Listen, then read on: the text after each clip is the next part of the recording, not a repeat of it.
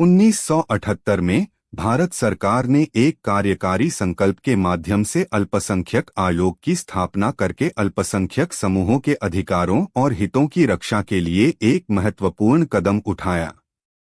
इस प्रस्ताव में कहा गया है कि भले ही भारतीय संविधान और मौजूदा कानून अल्पसंख्यकों के लिए कुछ सुरक्षा प्रदान करते हैं, लेकिन कई अल्पसंख्यक समूह अभी भी समाज में गलत और असमानता महसूस करते हैं। अल्पसंख्यक आयोग का उद्देश्य। अल्पसंख्यक आयोग बनाने के मुख्य कारणों में शामिल हैं: 1. अधिकारों की सुरक्षा। यह सुनिश्चित करने के लिए कि संविधान और कानूनों में अल्पसंख्यकों के लिए निर्धारित सुरक्षा उपायों को प्रभावी ढंग से लागू किया जाता है। 2. राष्ट्रीय एकीकरण का प्रचार। भारत में विविध समुदायों के बीच एकता का समर्थन करने और राष्ट्र के धर्मनिरपेक्ष मूल्यों को बनाए रखने के लिए भारत सरकार का मानना था कि इन अधिकारों की रक्षा के लिए औपचारिक प्रणालियों को स्थापित करना और अल्पसंख्यक समुदायों की चिंताओं को प्रभावी ढंग से संबोधित करना महत्वपूर्ण था। सांविधिक स्थिति और आयोग को मजबूत करना। प्रारंभ में अल्पसंख्यक आयोग ने कानूनी समर्थन के बिना संचालित किया, लेकिन बाद में यह महसूस किया गया कि इसे एक औपचारिक कानूनी स्थिति देने से अपने अधिकार और विश्वसनीयता को सुदृढ़ करने में मदद मिलेगी। ऐसा करने के लिए national commission for minorities act of 1992 को पारित किया गया था। इस अधिनियम ने अल्पसंख्यकों आयोग को एक वैधानिक निकाय में बदल दिया, जिसका अर्थ है कि इसमें कानूनी शक्तियां और जिम्मेदारियां हैं। नतीजतन आयोग का नाम बदलकर राष्ट्रीय अल्पसंख्यक आयोग (NCM) कर दिया गया। NCM की महत्वपूर्ण विशेषताएं। पहला वैधानिक आयोग। पहला आधिकारिक NCM 1993 में स्थापित किया गया था। स्वायत्त निकाय आयोग स्वतंत्र रूप से संचालित होता है और किसी भी बाहरी संस्थाओं से प्रभावित नहीं होता है। प्रशासनिक नियंत्रण। यह अल्पसंख्यक मामलों भारत सरकार मंत्रालय के तहत काम करता है। अल्पसंख्यक की परिभाषा। National commission for minorities act विशेष रूप से यह परिभाषित नहीं करता है कि अल्पसंख्यक क्या है। हालांकि यह केंद्र सरकार को अधिनियम के उद्देश्यों के लिए अल्पसंख्यक समुदायों को परिभाषित करने और मान्यता देने का अधिकार देता है। मान्यता प्राप्त अल्पसंख्यक समुदाय। 1993 में 5 धार्मिक समुदायों को आधिकारिक तौर पर भारत में अल्पसंख्यक समुदायों के रूप में मान्यता दी गई थी। 1 मुस्लिम, 2 ईसाई, 3 सिख, 4 बौद्ध, 5 ज़ोरोस्ट्रियन पारसिस। बाद में 2014 में जैन समुदाय को भी इस सूची में जोड़ा गया, जो उनकी अनूठी सांस्कृतिक और धार्मिक पहचान की बढ़ती पावती को दर्शाता है। संवैधानिक समर्थन और संबंधित लेख। अल्पसंख्यकों के लिए राष्ट्रीय आयोग की स्थापना और कामकाज भारतीय संविधान के विभिन्न प्रावधानों के तहत आती है। यहाँ अल्पसंख्यक अधिकारों से संबंधित कुछ प्रासंगिक संवैधानिक लेख हैं। अनुच्छेद 15 धर्म, नस्ल, जाति, सेक्स या जन्मस्थान के आधार पर भेदभाव को रोकता है। अनुच्छेद 29 अल्पसंख्यकों के हितों को उनकी संस्कृति, भाषा और स्क्रिप्ट के संरक्षण की अनुमति देकर। अनुच्छेद 30 अल्पसंख्यकों को अपनी पसंद के शैक्षणिक संस्थानों को स्थापित करने और प्रशासित करने का अधिकार देता है।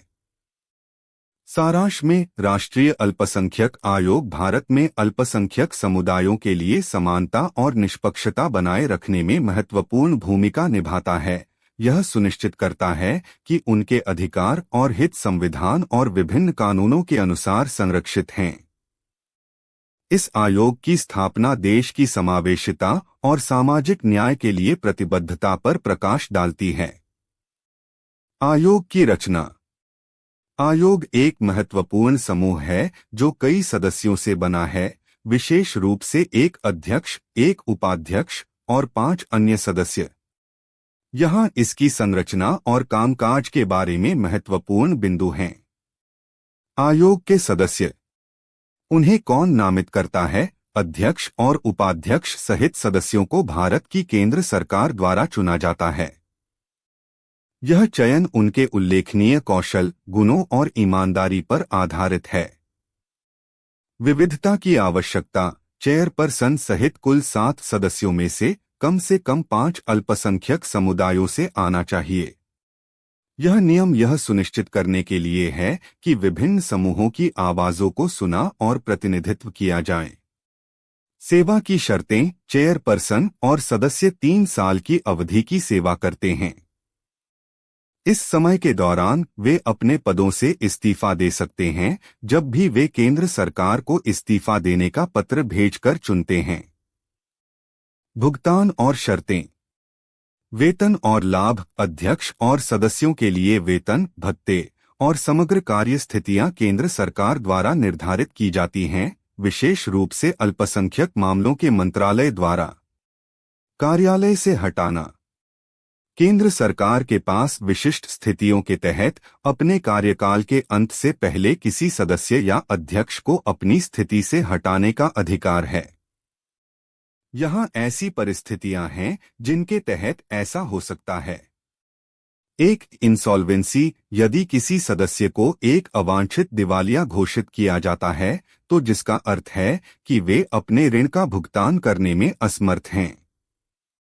2. सजा। यदि किसी सदस्य को एक अपराध का दोषी पाया जाता है जो केंद्र सरकार के अनुसार नैतिक चरित्र की कमी को दर्शाता है और उसे जेल के समय की सजा सुनाई जाती है। 3. अनसुस्ट माइंड। यदि कोई सक्षम अदालत नियम का नियम है कि कोई सदस्य अनसुने दिमाग का है तो उन्हें हटाया जा सकता है। 4. कार्य करने की अक्षमता। यदि कोई सदस्य अपने कर्तव्यों को करने से इनकार करता है या अपने कार्यों को प्रभावी ढंग से करने में असमर्थ हो जाता है। 5. अनुपस्थिति। यदि कोई सदस्य एक वैध कारण के बिना एक पंक्ति में आयोग की 3 बैठकें याद करता है। 6. स्थिति का दुरुपयोग। यदि कोई सदस्य अपनी आधिकारिक स्थिति को इस तरह से दुरुपयोग करता है कि केंद्र सरकार का मानना है कि अल्पसंख्यकों के हितों को नुकसान पहुंचाता है या जनता की भलाई में नहीं है। कानूनी आधार। आयोग की कार्यप्रणाली, संरचना और भूमिका संविधान और विशिष्ट कानूनों के लेखों द्वारा निर्देशित हैं। उदाहरण के लिए अल्पसंख्यकों से संबंधित लेख अनुच्छेद 29 और अनुच्छेद 30 अल्पसंख्यकों के अधिकारों को उनकी संस्कृति को संरक्षित करने और उनकी पसंद के शैक्षणिक संस्थानों को स्थापित करने के लिए सुनिश्चित करते हैं। इसके अतिरिक्त national commission for minorities act 1992 इस आयोग की स्थापना को रेखांकित करता है और इसके संचालन के लिए एक रूपरेखा प्रदान करता है। यह कानूनी फाउंडेशन भारत में अल्पसंख्यक समुदायों के लिए लोकतंत्र और समावेश के सिद्धांतों का समर्थन करता है। निष्कर्ष। सारांश में आयोग भारत में अल्पसंख्यक समुदायों का प्रतिनिधित्व करने में महत्वपूर्ण भूमिका निभाता है। यह विविध सदस्यों को शामिल करने के लिए संरचित है और उनके हटाने के लिए नामांकन, कार्यकाल, भुगतान और शर्तों के बारे में स्पष्ट नियम हैं। यह सुनिश्चित करता है कि अल्पसंख्यक समुदायों के हित और अधिकार भारत के लोकतांत्रिक ढांचे के भीतर सुरक्षित हैं। अल्पसंख्यक आयोग के कार्य। अल्पसंख्यक आयोग की भारत में एक विशिष्ट भूमिका है जो अल्पसंख्यक समूहों के कल्याण और विकास पर ध्यान केंद्रित करती है। संविधान से कुछ महत्वपूर्ण कानूनों और लेखों के साथ इसके 9 मुख्य जिम्मेदारियों का एक आसान से समझदार टूटना है। 1. विकास का मूल्यांकन करें। आयोग का आकलन है कि संघ, केंद्र सरकार और राज्य स्तर दोनों में अल्पसंख्यक समूह कितने अच्छे हैं। यह सामाजिक और आर्थिक कारकों सहित उनके विकास के विभिन्न पहलुओं को देखता है। 2. सुरक्षा उपायों की निगरानी करें। भारतीय संविधान के अनुच्छेद 46 के तहत आयोग यह सुनिश्चित करता है कि अल्पसंख्यकों के लिए कानून और सुरक्षा का पालन किया जा रहा है। इसमें जांच शामिल है कि क्या संसद और राज्य विधानसभाओं द्वारा पारित कानून में उल्लिखित अल्पसंख्यकों के हितों की रक्षा के लिए उचित उपाय हैं। 3. सिफारिशें करें। आयोग केंद्रीय और राज्य दोनों सरकारों के लिए अपनी आवश्यकताओं के आधार पर अल्पसंख्यकों के लिए सुरक्षा को लागू करने के लिए प्रभावी तरीके बताता है। इसमें नई नीतियों का प्रस्ताव करना या मौजूदा लोगों में सुधार करना शामिल हो सकता है। 4. संबोधन शिकायतें। यदि किसी अल्पसंख्यक समूह के किसी व्यक्ति को लगता है कि उनके अधिकारों का उल्लंघन किया जा रहा है, तो वे इसे आयोग के ध्यान में ला सकते हैं। आयोग इन शिकायतों की जांच करता है और मुद्दों को संबोधित करने के लिए संबंधित अधिकारियों के साथ संचार करता है। 5. भेदभाव पर अध्ययन करें। आयोग उन समस्याओं पर शोध करता है जो अल्पसंख्यकों का सामना करते हैं। संविधान के अनुच्छेद 15 के अनुसार धर्म, नस्ल, जाति, लिंग या जन्म स्थान के आधार पर भेदभाव निषिद्ध है। आयोग इन मुद्दों का विश्लेषण करता है और भेदभाव को खत्म करने के तरीकों की सिफारिश करता है। 6. सामाजिक, आर्थिक और शैक्षिक विकास पर अनुसंधान। आयोग अल्पसंख्यकों की सामाजिक, आर्थिक और शैक्षिक स्थिति में सुधार करने के तरीके पर अध्ययन करता है। यह अनुच्छेद 30 के लक्ष्यों के साथ संरेखित करता है, जो अल्पसंख्यकों को उनकी पसंद के शैक्षणिक संस्थानों को स्थापित करने और प्रशासित करने की अनुमति देता है। 7. विशिष्ट अल्पसंख्यकों के लिए उपायों का सुझाव दें। आयोग विशिष्ट कार्यों का प्रस्ताव करता है जिसे केंद्रीय या राज्य सरकारों को अल्पसंख्यक समूहों का समर्थन करने के लिए लेना चाहिए। इसमें उनके जीवन की गुणवत्ता और शैक्षिक अवसरों को बढ़ाने के उद्देश्य से कार्यक्रम शामिल हो सकते हैं। 8. सरकार को रिपोर्ट करें। आयोग अल्पसंख्यकों की समस्याओं के बारे में केंद्र सरकार के लिए विशेष या आवधिक रिपोर्ट तैयार करता है। यह सरकार को इन मुद्दों को प्रभावी ढंग से समझने और जवाब देने में मदद करता है। 9. अन्य मामलों को संबोधित करें। आयोग केंद्र सरकार द्वारा इसे संदर्भित किसी भी अन्य मुद्दों पर भी गौर कर सकता है, यह सुनिश्चित करते हुए कि विभिन्न मामलों में अल्पसंख्यक अधिकारों पर विचार किया जाता है। महत्वपूर्ण संवैधानिक लेख और कानून। अनुच्छेद 15 धर्म, नस्ल, जाति, सेक्स या जन्मस्थान के आधार पर भेदभाव को रोकता है। अनुच्छेद 30 अल्पसंख्यकों को शैक्षणिक संस्थानों को स्थापित करने और प्रबंधित करने का अधिकार अनुदान देता है। अनुच्छेद 46 अनुसूचित जातियों, अनुसूचित जनजातियों और अन्य कमजोर वर्गों के शैक्षिक और आर्थिक हितों को बढ़ावा देता है। सारांश। अल्पसंख्यक आयोग भारत में अल्पसंख्यकों के हितों की रक्षा में महत्वपूर्ण भूमिका निभाता है। उनके विकास का मूल्यांकन करके कानूनी सुरक्षा की निगरानी करना, शिकायतों को संबोधित करना और सुधार की सिफारिश करना, आयोग यह सुनिश्चित करने के लिए काम करता है कि सभी नागरिकों को उनकी पृष्ठभूमि की परवाह किए बिना पनपने का अवसर है। आयोग के प्रयासों को विभिन्न संवैधानिक प्रावधानों द्वारा निर्देशित किया जाता है, जो सभी के लिए समानता और न्याय के लिए भारत की प्रतिबद्धता को उजागर करता है। आयोग की शक्तियां। आयोग को अपने कर्तव्यों को प्रभावी ढंग से पूरा करने में मदद करने के लिए कुछ शक्तियां दी गई हैं। ये शक्तियां एक सिविल कोर्ट के समान हैं, जो एक प्रकार की अदालत है जो गैर आपराधिक मामलों से संबंधित है, जैसे कि व्यक्तियों या संगठनों के बीच विवाद। यहां आयोग की प्रमुख शक्तियों का टूटना है। प्रमुख शक्तियां। 1. उपस्थिति और उपस्थिति को लागू करना। आयोग भारत में कहीं से भी किसी भी व्यक्ति को इसके सामने पेश करने के लिए बुला सकता है। इसका मतलब है कि अगर किसी को अपनी जानकारी साझा करने या सबूत प्रदान करने की आवश्यकता है, तो आयोग को उन्हें आने और गवाही देने की आवश्यकता हो सकती है। 2. दस्तावेजों की खोज और उत्पादन। आयोग दस्तावेजों को प्रस्तुत करने के लिए कह सकता है। यह आयोग को आवश्यक कागजी कार्रवाई इकट्ठा करने की अनुमति देता है जो उस मामले के लिए महत्वपूर्ण है जिस पर वह देख रहा है। 3 हलफनामों पर साक्ष्य प्राप्त करना। आयोग को शपथ पत्रों के रूप में सबूत स्वीकार करने की अनुमति है।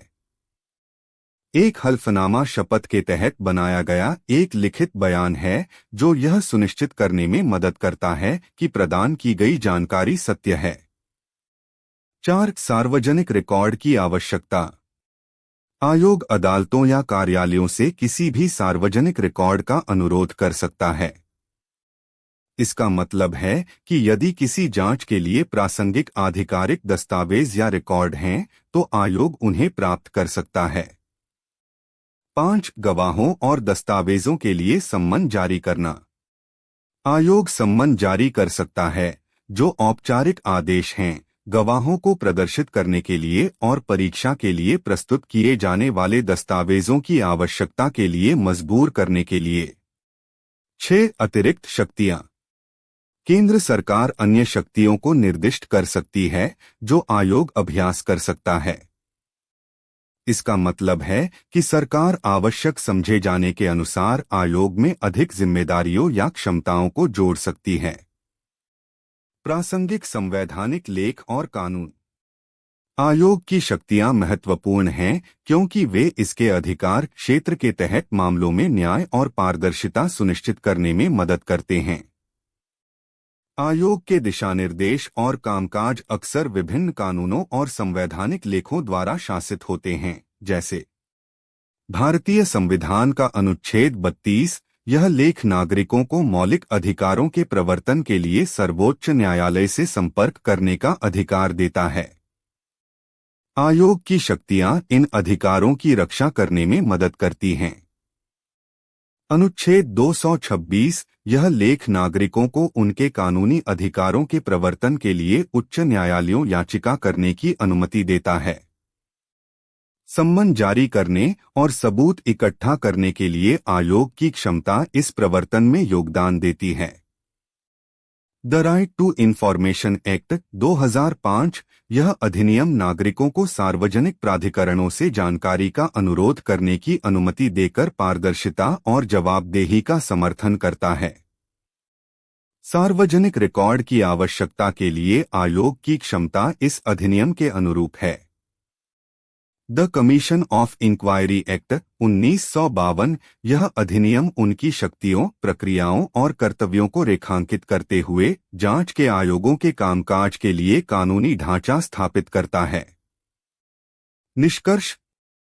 ये शक्तियां आयोग के लिए महत्वपूर्ण हैं क्योंकि वे इसे प्रभावी ढंग से अपनी भूमिका निभाने में सक्षम बनाते हैं। व्यक्तियों को बुलाने, दस्तावेजों की आवश्यकता और हलफनामों को स्वीकार करने से आयोग यह सुनिश्चित करता है कि यह शिकायतों की पूरी तरह से जांच कर सके और सार्वजनिक हित के मामलों की निगरानी कर सके। यह न केवल कानून के नियम को बढ़ाता है बल्कि विभिन्न हितधारकों के बीच जवाबदेही को भी बढ़ावा देता है। इन शक्तियों को समझने से नागरिकों को भारतीय कानूनी प्रणाली में शिकायतों को दूर करने के लिए उनके अधिकारों और तंत्रों को पहचानने में मदद मिलती है। आयोग द्वारा वार्षिक रिपोर्टिंग। आयोग प्रत्येक वर्ष केंद्र सरकार को रिपोर्ट करने के लिए जिम्मेदार है। इसका मतलब है कि वे एक आधिकारिक दस्तावेज में उस वर्ष के लिए अपने काम और निष्कर्षों को संक्षेप में प्रस्तुत करते हैं। वार्षिक रिपोर्ट के अलावा आयोग तब भी रिपोर्ट भेज सकता है जब भी यह महसूस होता है कि साझा करने के लिए कुछ महत्वपूर्ण है। संसद को प्रस्तुत करना। एक बार जब आयोग एक रिपोर्ट प्रस्तुत करता है तो केंद्र सरकार को इसे संसद के दोनों सदनों में प्रस्तुत करना होगा। यह भारतीय संविधान के अनुच्छेद 338 के अनुरूप है जो आयोग के कर्तव्यों और संसदीय प्रक्रिया नियमों पर चर्चा करता है जो रिपोर्ट को कैसे संभाला जाना चाहिए। रिपोर्ट के साथ केंद्र सरकार एक ज्ञापन प्रदान करती है। यह एक विस्तृत विवरण है जिसमें शामिल हैं कार्रवाई की गई, सरकार ने आयोग द्वारा की गई सिफारिशों के बारे में क्या किया है, गैर स्वीकृति के कारण यदि किसी भी सिफारिशों को स्वीकार नहीं किया गया था, तो सरकार को यह समझाना चाहिए कि उन्होंने उन सुझावों का पालन करने के लिए क्यों नहीं चुना। यह पारदर्शिता सुनिश्चित करने में मदद करता है और संसद के सदस्यों को सरकार द्वारा किए गए निर्णयों के पीछे के तर्क को समझने की अनुमति देता है। राज्य सरकारों को रिपोर्ट करना। यदि रिपोर्ट में ऐसे मुद्दे शामिल हैं जिनमें राज्य सरकार शामिल है, तो आयोग उस राज्य को एक प्रति भेजता है। तब राज्य सरकार की जिम्मेदारी है कि वह इस रिपोर्ट को अपने राज्य विधानमंडल में पेश करे। केंद्र सरकार के समान राज्य सरकार को एक ज्ञापन भी प्रदान करना चाहिए जो बताता है कार्रवाई की गई आयोग की सिफारिशों के आधार पर उन्होंने जो कदम उठाए हैं। गैर स्वीकृति के कारण यदि उन्होंने कोई सिफारिशें लागू नहीं की है, तो उन्हें अपने निर्णय के कारणों को बताना होगा। यह प्रक्रिया यह सुनिश्चित करती है कि केंद्रीय और राज्य दोनों सरकारें जवाबदेह रहें और संबंधित विधानसभाओं और जनता को स्पष्ट जानकारी प्रदान कर सकती हैं। महत्वपूर्ण संवैधानिक लेख। अनुच्छेद 338 अनुसूचित जातियों और अनुसूचित जनजातियों के लिए एक राष्ट्रीय आयोग की स्थापना के साथ सौदे और सरकार को रिपोर्टिंग सहित इसकी शक्तियों और जिम्मेदारियों को रेखांकित करते हैं। अनुच्छेद 350 किसी की भाषा, संस्कृति और स्क्रिप्ट के संरक्षण के अधिकार पर चर्चा करता है, जो रिपोर्टों में कुछ सामुदायिक अभ्यावेदन के लिए महत्वपूर्ण है। इन प्रक्रियाओं का पालन करके आयोग यह सुनिश्चित करने में मदद करता है कि विभिन्न समुदायों की आवश्यकताओं और मुद्दों को संबोधित किया जाता है, जो सरकारी कार्यों और सामुदायिक हितों के बीच एक आवश्यक लिंक प्रदान करता है।